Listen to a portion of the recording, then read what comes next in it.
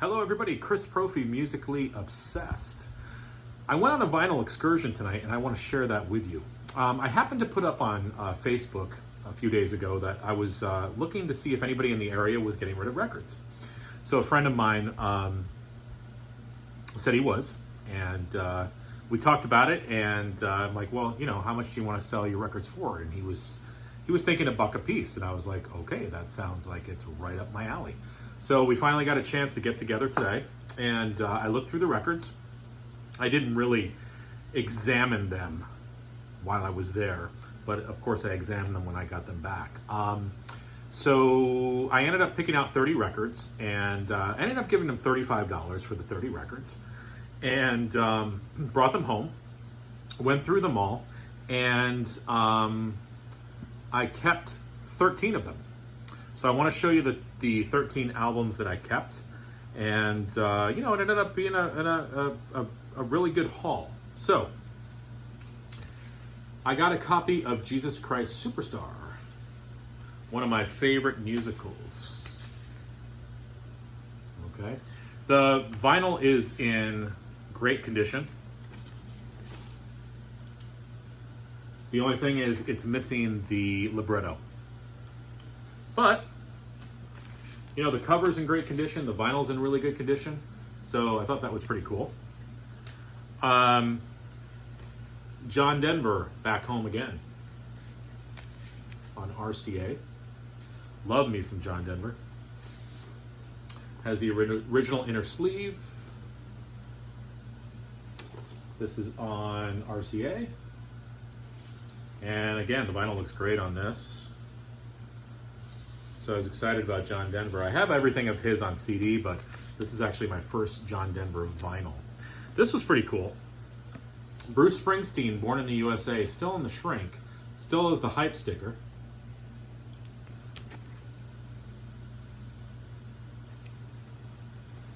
I never had this on vinyl growing up, but you know, it has a custom inner sleeve. Look at Bruce, he looks so young there.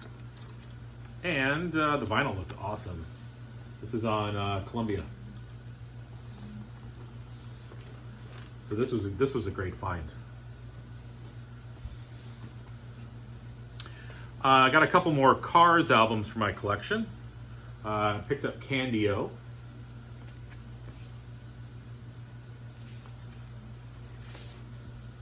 Has the custom inner. And this is on a red Elektra label. Some of these were, I looked them up on Discogs. Some of these were like Columbia House or BMG editions. And I don't know how you guys out there feel about Columbia House or BMG editions. I'm not sure. I also picked up the Debut by the Cars.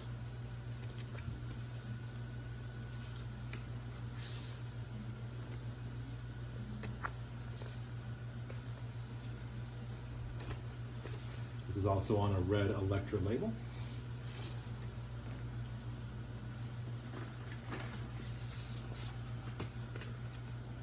This was cool. Chicago 6. I didn't realize, but when you feel this album, it actually feels like Money. It's sort of, I don't even know how to explain it. It's got a rough texture to it. It feels like Money. It's so cool.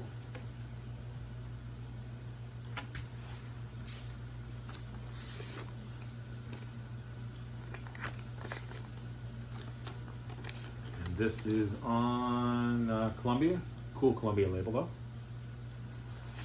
This happens to be my first Chicago record. Chicago 6.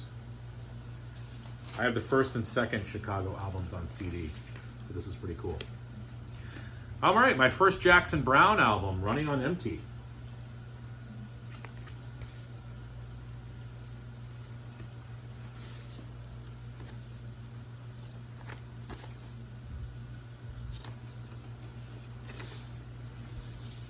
Asylum. This actually came with a little booklet too, which I thought was pretty cool.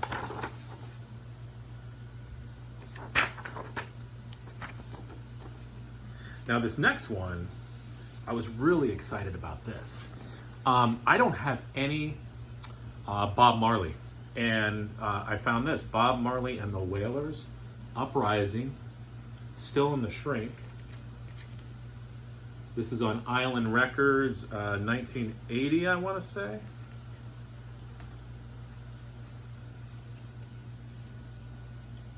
So excited about this one. My first Bob Marley album, Uprising. I got a copy of Days of Future Past, the Moody Blues. Love the Moody Blues. This is the back cover. And do you pronounce this Durham or Durham? I'm not sure, but this album is awesome. I've got On the Threshold of a Dream, Question of Balance. Now I have Days of Future Past. I got all their stuff on CD, but slowly building the vinyl. This one, you know, I'm not a huge Eagles fan, but I feel like this is probably an album I should have in my collection. Hotel California. I'm sure they sold thousands of these. This one's in really good condition. You know, again, I'm not a huge Eagles fan, but, you know, thought this was pretty cool. It came with a poster.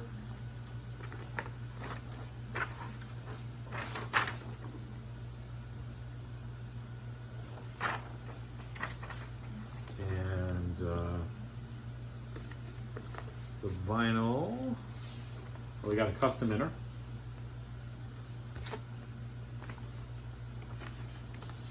And this is on Asylum.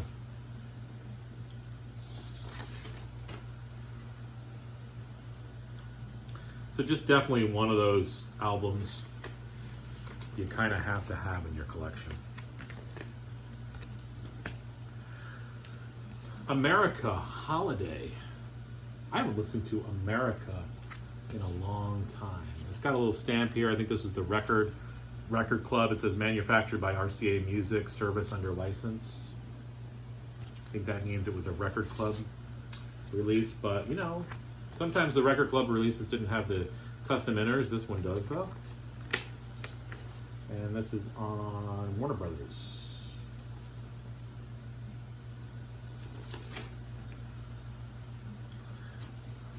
This next album, you're gonna laugh because everybody shows this album. And it's funny because I don't think I've actually ever really listened to this album in full. Frampton Comes Alive. Yeah, I see everybody show this. This is almost like a rite of passage as a vinyl collector. And again, I don't think I've ever listened to this album all the way through. But now, I have it.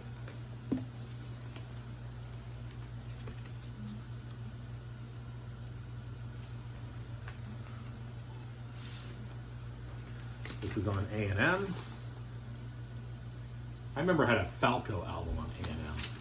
I gotta pick up that Falco album at some point. And the last one, I was excited about this one. Love Me Some Go-Go's. Yeah, Beauty and the Beat. Such a great album. Really good condition.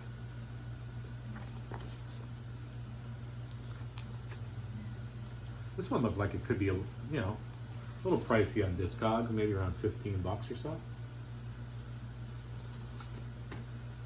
So that's what I found. I thought that was pretty good. You know, I got 30 albums for $35. I ended up keeping 13 of them, so I did the math. That's about $2.69 an album. Not bad. And, they're all great ones, and so that was fun. I had a great time this past hour looking through the albums, looking at Discogs, looking at the quality of the vinyl, looking to see what was inside. Is there a poster? What was in there? It's so much fun. I mean, you guys know that whenever you get some sort of like a little haul to look through, and that's what makes it exciting. So let me know what you guys think. Do you guys, I'm sure you have some of these records, but is there a record in there that you don't have that you want to get, or any thoughts on certain pressings, or the condition, or the covers, or Still in the Shrink, or whatever you guys have to say? I'm interested. Okay, so have a good night.